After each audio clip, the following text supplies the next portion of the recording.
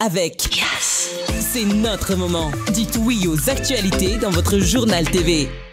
Elmondes mety ho an'ny karazana fiara rehetra ary miantoka ny hatsarany.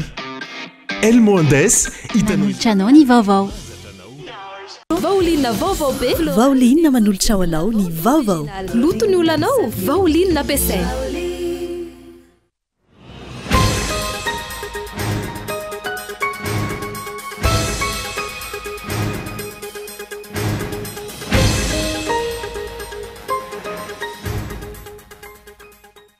Tapitra ny fividianana azo lazaina fa tsy naomby ny seni ary koa isan'ny tompon'antoka amin'ireo korotana sy disadisa mitranga. Ny toro-tenenivon'ireo ambaratonga ampahefana ny kandida Roland Ratsiraka manoloana ny osoka sy ny alabato ary ny fandikan-dalàna ny seo nandritra ny fividianana tao Toamasina. Miakatra hatramin'ny 500 ariary eo ny kapoakambary amin'izao fotoana izao. Fiakaram-bidy izay mbola hina itoetrany raha ny fanadihadina. Tsy manaiky ny hanesorana azy ireo eny an-tanimbary-nandriana ny fikambanan'ireo mpivarotra fiarakodia ny ny toerana izay nambaran'ny commune nanaovana ny bazar de Noël amin'izao fotoana izao. Nahetsika avokoa ny olombelona sy ny fitaovana amonjeny ireo traboana sy karohan'ireo tsy mbola hita popoka vokatry ny rivo-doza Shido izay nandravarava tao Mayotte. Amin'izao fotoana izao isa mbola manano sarotra ny famatsiana sakafo sy rano fisotro madio ny antsiprian'izay.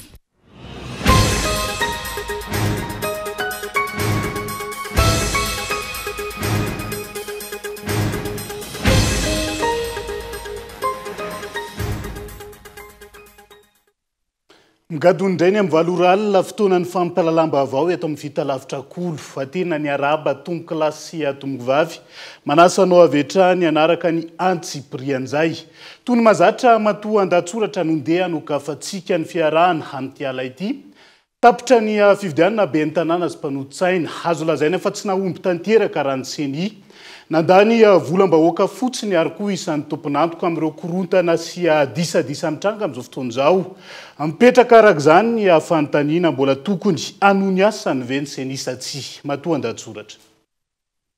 Nanomboka ny alarobia 12 Desambra hatramin'ny androany nitoetrany ny fitarainana voaray mikasika ireo osoka sy tsy fanaraha-dalàna samihafa tsy ampy anefa ny miteny fotsiny sy ny mimenomenona fa tsy maintsy arahana taratasy sy pirofo ny filazana fa nisy ny tranga nampihaya amin'ny fisiany osoka sy alabato tamin'ny fividianana be ny tanàna sy mpanolontsain'ny tanàna ny 12 Desambra 2024 lasa teo.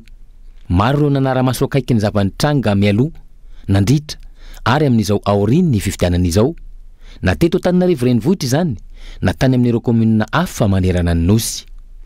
Nisy tokoa ny tranga nampihaya voamarika ireo délégué tany amin'ny biro-pividianana sy tsikaritra ireo mpanara-maso manokana teny anivon'ny fiarahamonina teny.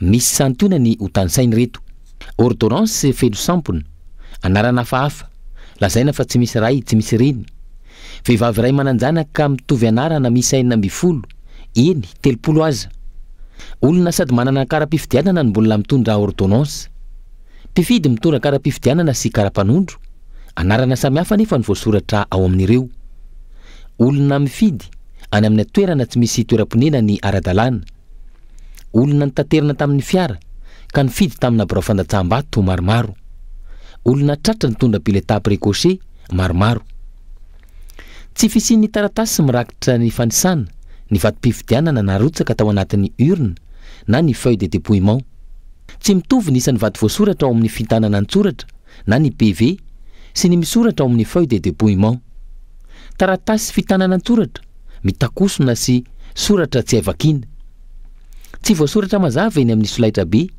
ho hitany be sy ny maro ny daty sy ny ora marina na ny mboana sy ny farana ny fandrotsaham-bato.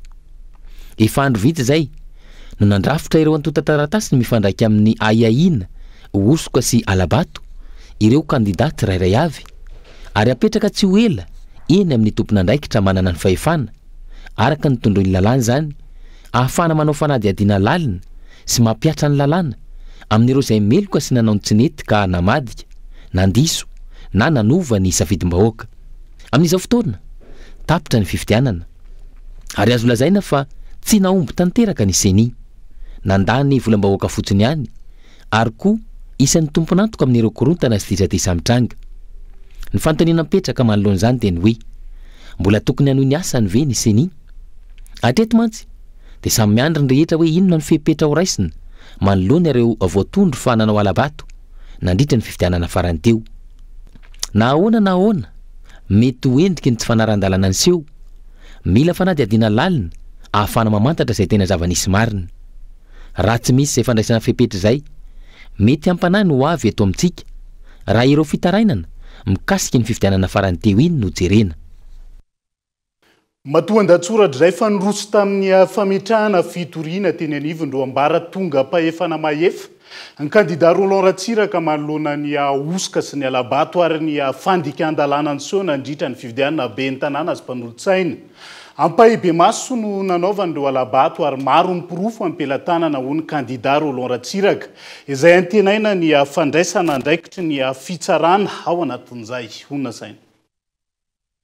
Nametraka fitoriana ary tsy anaika hatramin'ny farany ireo endrika fanodikodinana ny safidim-bahoaka nataon'ny kandida Volomboasary sy ireo mpiray tsokombakomba aminy tao Andrenivohitra Tomasina ny kandida ben'ny tanàna Roland Ratsiraka araky ny fanambarana nataony androany teny Ankorondrano.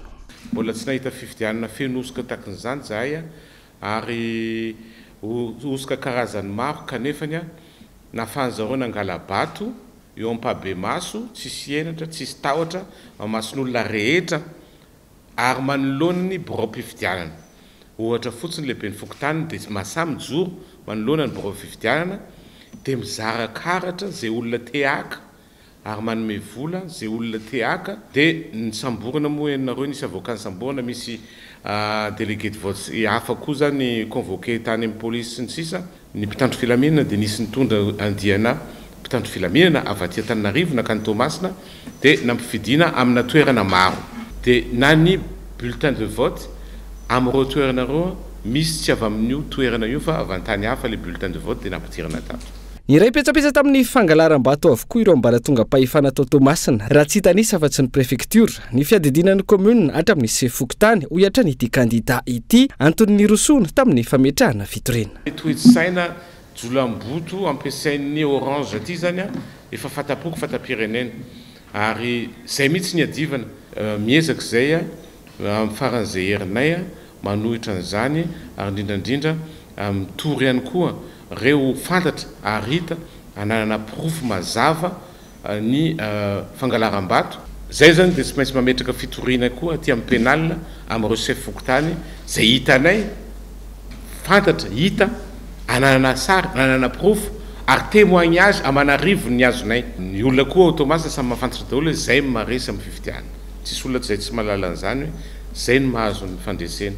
Fantatro fa tribunal tsika efa manahirana fa mbola misy ihany ataontsika indraindray na dia hoe 20 isanjato monjary mbola atokisako an'ilay tribunal malagasy. Ino moa dika manakorotana miteny zavatra marina manakorotana arakaraka le tiany zareo iaviana io fa zay aloha dia tsy maintsy miteny marina.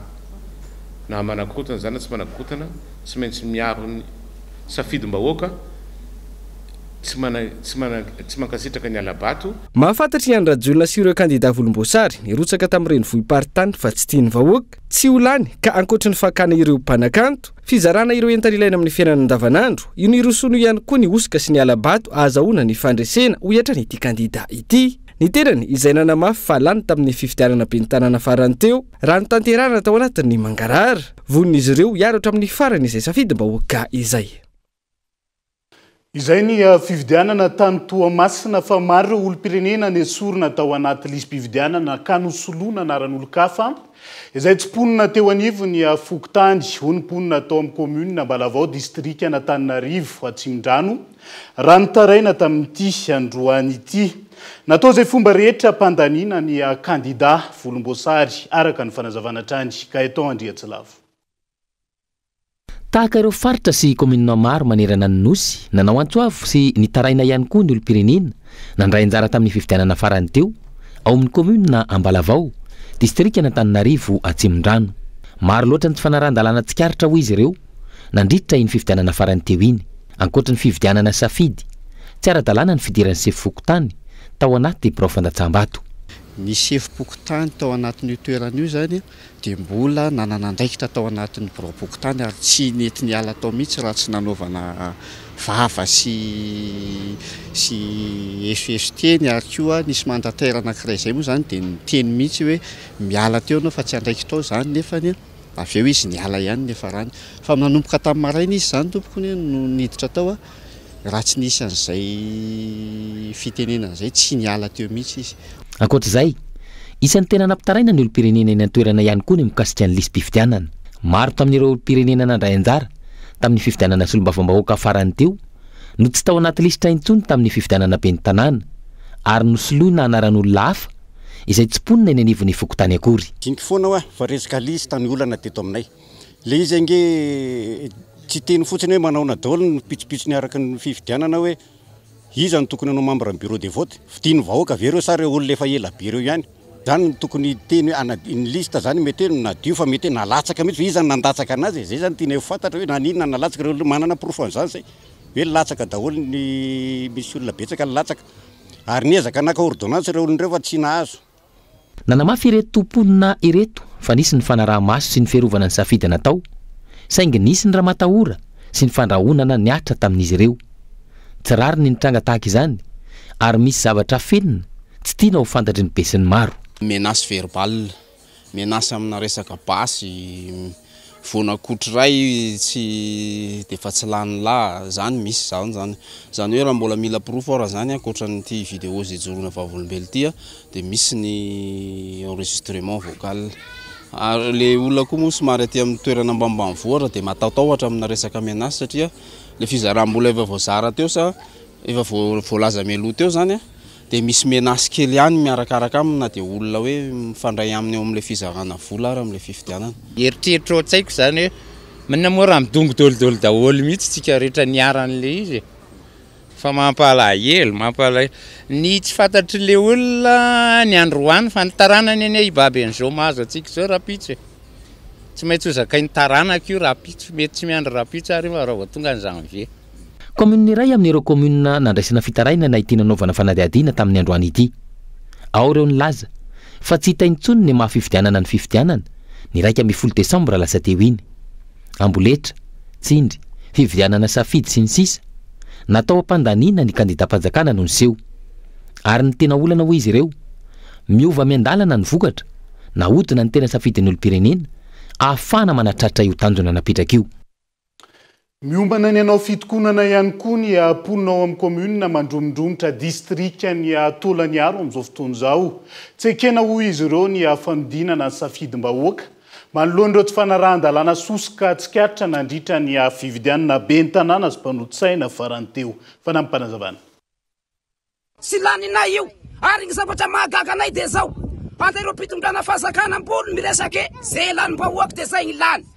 Tamin'ny fotoanandro anefa lany ny kandida numéro 1 ino gnato maraindray ny koa fanifalika koe numéro 2 da mampafantasandrareo zahay fa na ino ataondrareo na ino tranga zavatra sekena idy sao numéro 2 fa sy lany na igny sy finili na igny tompo nangalabato izy tao amin'ny fokotany tanàn'olo Noasy dimy sekena izay satria alabato fa fomba lahatagny io ka eto zahay vahoaky ny mandromondromoso ray aman-dreny vehivavy tanora sy anaiky an'io mihitsy na ino midona na ino mitsaka mengavy anareo fahazakana maheva mba hagnatonanay hagnampy anay mikasika an'io satria zahay eto itonahatra amin'ny farany. Zahay sy mitadia resaky maro fa zaho sy mahay mizaka fa nalaheloko ny zoroako eto dra vonoy tanàn'olo mba sisian'ny fikorotagna amin'ny commune Mandromondromotra fa raha sy vonogny vato tanàn'olo dra mialasigna aminjareo mpitondra fanjaka zay fa hamasiky ny commune zay gn'anato fa zaho sy mahay mizaka fa boribory.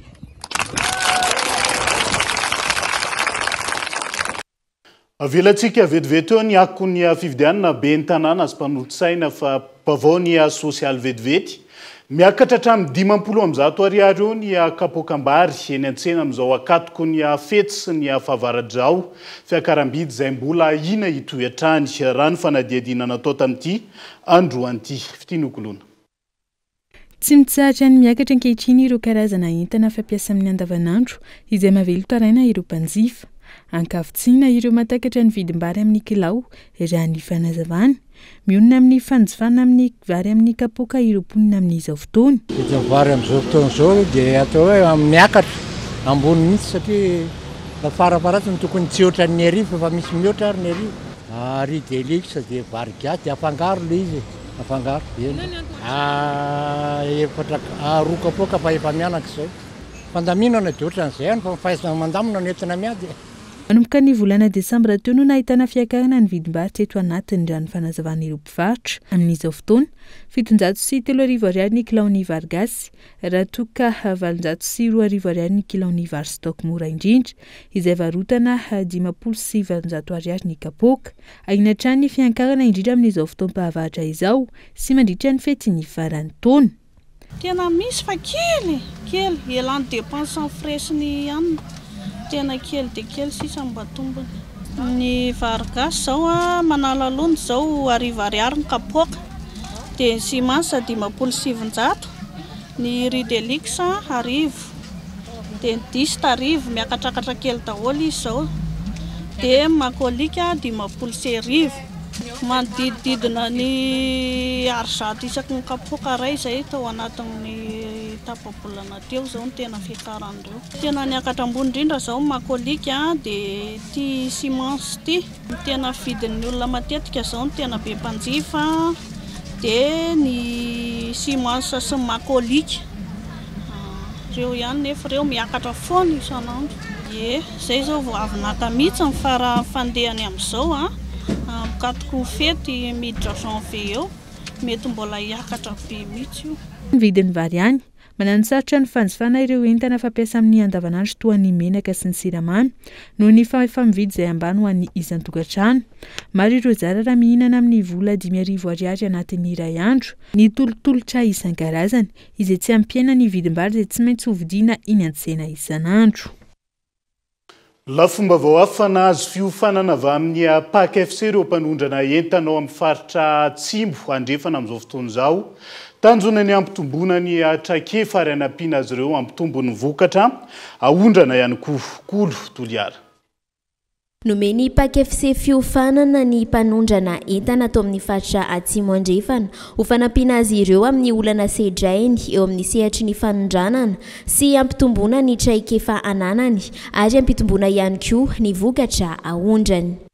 Ty atonena atao ty zany dia jerena hoe inona dia filana fiofanana eo amin'ny sehatra ny fanondranana eto amin'ny faritra Atsimo andrefana.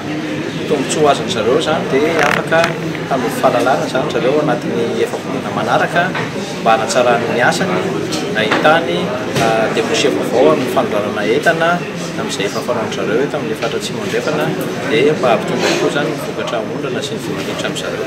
Dingana manaraka moa zany dia ao anatin'izay fijerena izay mihitsy hoe inona kay ilay filana misy ankoatran'ity renforcement de capacité technique ity zany.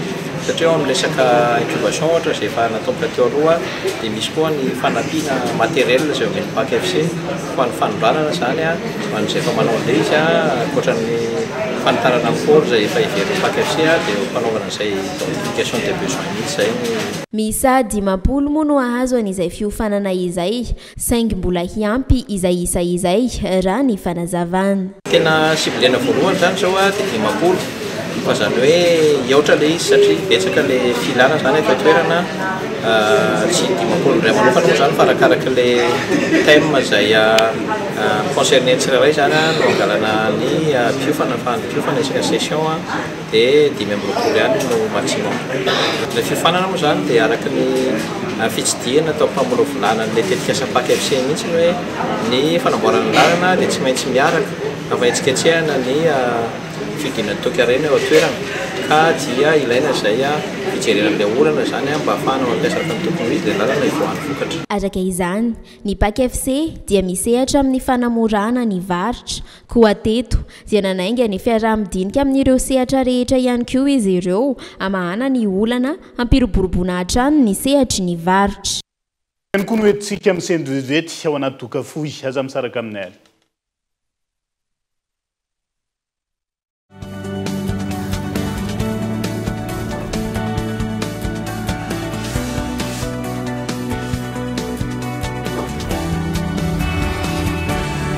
efa ela nanasako lamba fa ity vovon-tsavony Pauline ty afa mihitsy kely fotsiny ane de fa ampy e way ary tena mandroatra be malefaka ery lambo tsy mila mikosika be akory sady tsy manimba-tana Pauline 89 formule matanjaka miaro ny loko mampangirana sy manamanitra lambanao mandroatra be mahavita lamba betsaka sady manitra Pauline anitra vaovao floral sy exotique afaka nadiovana fitaovana fa ihany koa toy ny fiara fitaratra loviatrika ro Pauline vaovao be floral exotique lavande original loto ny olanao Pauline ampiasaina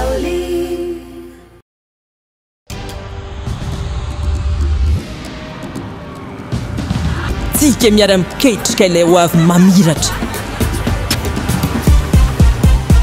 miara-manoriny mamoriny tsy hijanona tsony satria efa hainao fa tsika tanora no tompony ndao ifandray hitady inspiraka vaovao hanoratra ilay pejy vaovao mety amintsika afaka mamoriny maneho ny maizy atsika efa aty amintsika zao ny baolina tsisy anakantsika satria isika iray mifandray miara-manokatra lalana vaovao ka tonga le fotoana zao de zao ndao falera Thelma miova o yes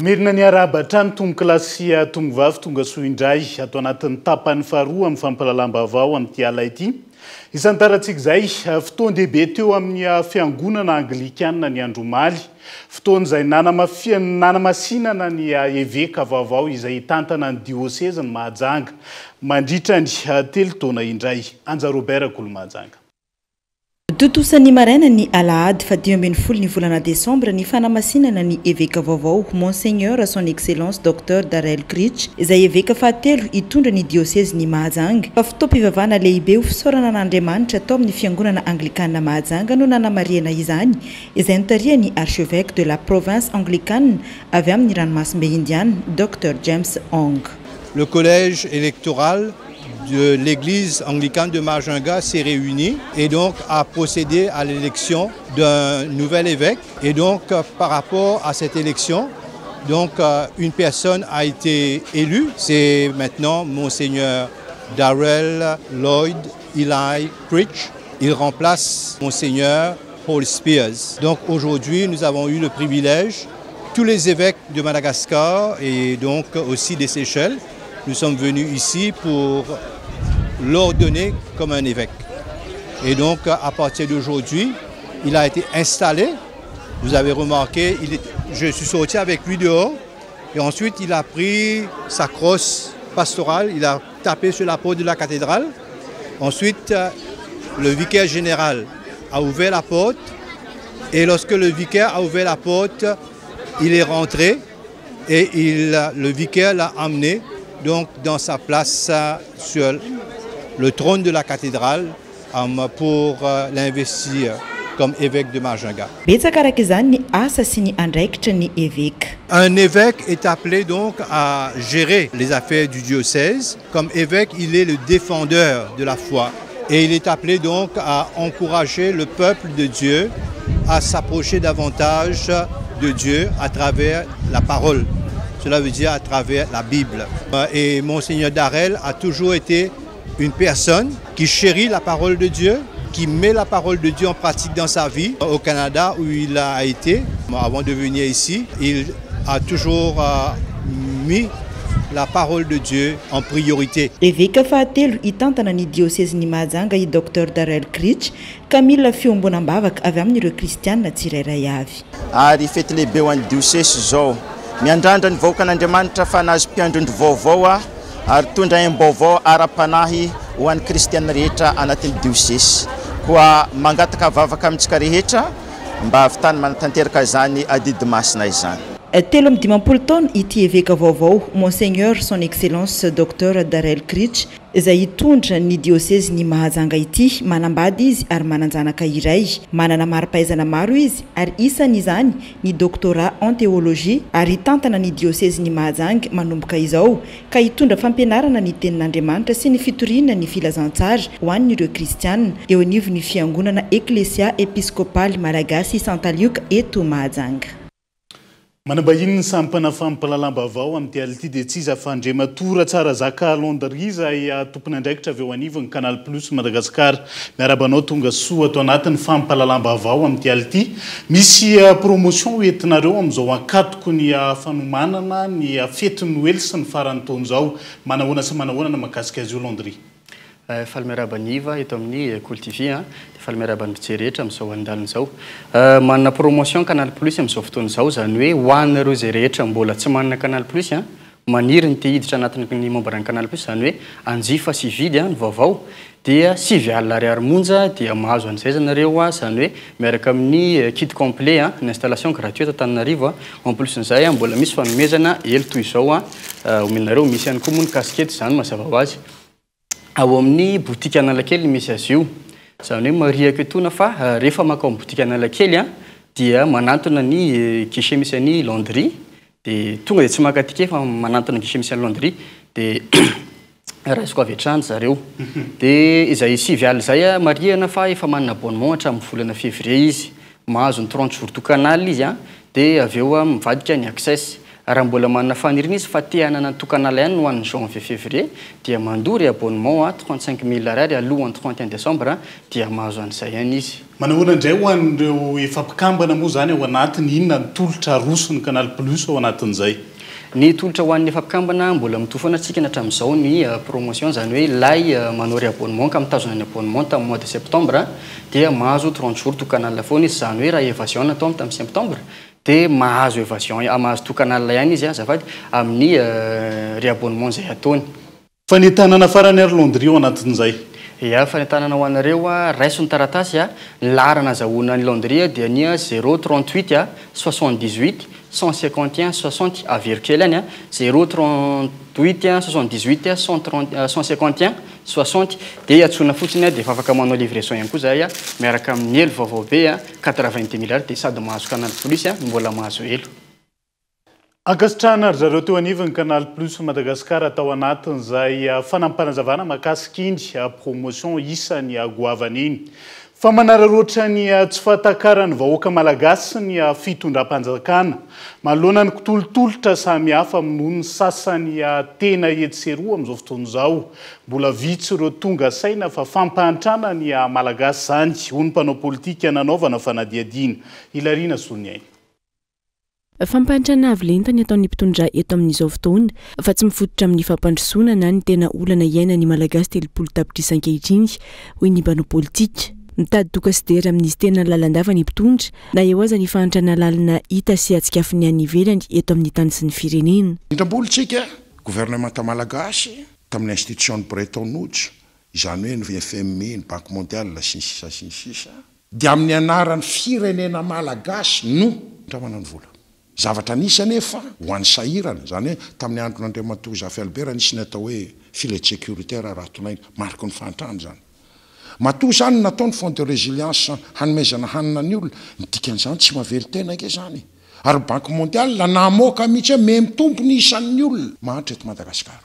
Tokony foto-davitra asa tandrify an'izay ialana ho an'ny anoanan'ny olona ny tokony zavatra hifotorana fa tsy manao lasa fomba fanao eto fitadiavan-doka fitadiarandera ilay resaka manao dadabe Noël tsy amin'ny fotoanan'io. Olona njato isan'andro no mifanosika mamono tena milahatra vary zarain'ny fanjakana hatramin'ny hanomboa ny fampelezan-kevitra mandraikandroany. Manaporofo ny fahantrana lala ny reny raha ny fanazavana trany ary lalaovin'ny fanjakana amin'ny tsy fahatakarany vahoaka malagasy. Mahantra tsika ary mitombo zany ary miporofonyizay fitombon'izay io olona homena hanina sy zarana hanina tsy mavely tena ny gasy dia io amin'ny alombe dia efa apetraka andeha iandro hoe raha-pitsy misy fizarana dia misy menimenina tsy mahazo. Volan'ny firenena lasa vola hany haveritsika na izamiteny na ianareo mpijery ny gasy rehetra na tsy maheno ary dia samy mandohetra avokoa handeha hamerenana n'izay troso zay nefa lasa havadika ho propagande sy ho karitany antoko manao tatabe noely any ka le olona miaina mangataka retompoko fa tsy meritreritra zavatra hafa hoe ahoana zany hoe lalaovina tanteraka ao anatin'ny fahantrany sy ny tsy fahatakarany olona mbola hitombo lavitra noho izao ny fahantrany malagasy raha tsy misy ny fepetra raisy ny mpitondra miala amin'ny fomba fanao mamoetra sy ny fampanantenana tsy misy io raha ny fanazavana ihany ankehitriny mitombony tsy anasa tsy mitsaha miakatra ny vidim-piainana fa tsy manaiky ny any sorana azy ireo eny an-tanimbarinandriana ny fikambanan'ireo mpivarotra fiarakodia eny an-toerana amin'izao fotoana izao izy ireo zay ny zoma lasa teo vao nandefasan'ny commune noty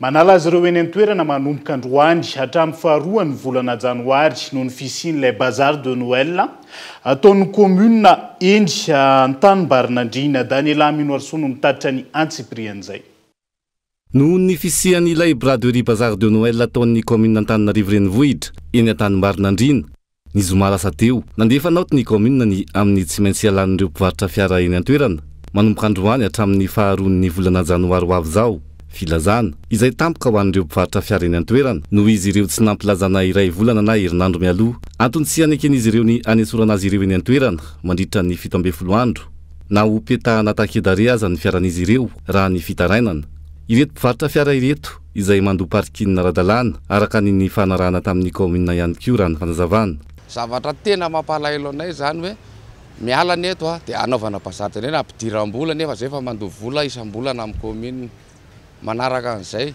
nandany vola be zay nanamboatra an'ireto plasy reto nanototra nanao pavé dia tena hoe ao anatin'le fety tena mba fitadiavanay vola zany ny anasorana anay eto amin'izay 17 jours be zao manaraka an'izay rehefa miteny commune hoe mialy nareo mialy zay nitokana amin'ny bary ny visiteur présidence mialy zay mba 3 jours 4 jours tsy dia mampanina anay tomobile anay zany be dia be ny tonga amin'izay tsena fety nefa dia hoe sorinety zay dia zay zany mba tena hoe mba tokony hijeren'ny fitondram-panjakana zay zany mezaka tsy manaiky ny ala zay satria zay mandoa vola ara-dalàna isam-bolana amin'ny commune amin'ny parking nefa dia vola olona efa nandraisana vola ndray zany ny ampidiriny eto mandritra an'izay 17 jours zay mampalahelo zany raha ohatry zany ny anaovana an'le vahoaka majika eo amin'le fitadiavana fanapahan-kevitra ny association hevitra tsy hiala mihitsy zay satria zao fivelomanay io indrindra fa ao anatin'izao farany zao mety mba izy to mba mety hialafo zavatra zay na tatakan'izany ary indrindra koa fa nareo le mpiasa kely mandritra ny mpiara-misy anandro aminay zao anatin'ny 17 andro izy tsy handray vola tsony izy zany ino mamelomany vady aman-janany dia ny etaetanay tsy hiala mihitsy zay ary mahapagaga fa hitan'ny ngamba hitan'ny caméra fa efa tonga eto tanimbarinandriana ny tomobile ibatany tomobilenay zay tsy hiala irytsyritsala hoe le tsy babeko io zany nitondra ny tomobilenay rehetra alao batainy fa tsy maninona tsy aivina manodidina ny telonjato eo ireo fiara amidy eny amin'ity toerana fivarotana fiara eny an-tanimbarinandriana ity amin'izao fotoana tsy ireo mpivarotra fiara ihany saika mivelona amin'ny avokoa na ireo mpamafa sy mpanasa fiara izany na ireo sofera na ireo mpanadio tanàna mpiambina sy ny maro hafa ny fanesorana ireo mpivarotra fiara eny an-toerana araka ny fanapahan-kevitra noraisin'ny commune mandritra ny 17 andro izay amon'ny asan'ireo olona mivelona amin'ny fivarotana fiara raha ny fitarainana trany noentina manakatona ny fampahalalam-baovao amin'ity aly ity naizanaiza misy anao ankasitrahana hatrany ianao nanaraka ny fampahalalam-baovao hatramin'ny farany veloma tompoko